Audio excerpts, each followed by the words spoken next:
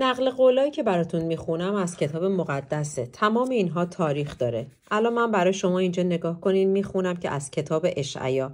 کتاب اشعیا نقل قولیه که 700 سال پیش از میلاد مسیح توسط این شخص یعنی این پیغمبر نوشته شده.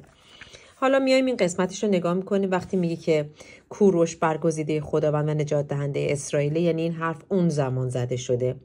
و اینقدر جالبه که میگه خداوند گفته که من کوروش رو بلند میکنم، یه جوری بلندش میکنم که بتونه هدفهای منو اجرا کنه. میگه کوروش تمام راه ها رو برای من باز میکنه و من راه های کوروش رو راست خواهم کرد.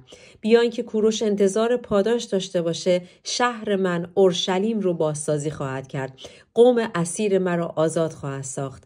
و این از کلام خداوند قادر مطلق. نقل قولایی که براتون میخونم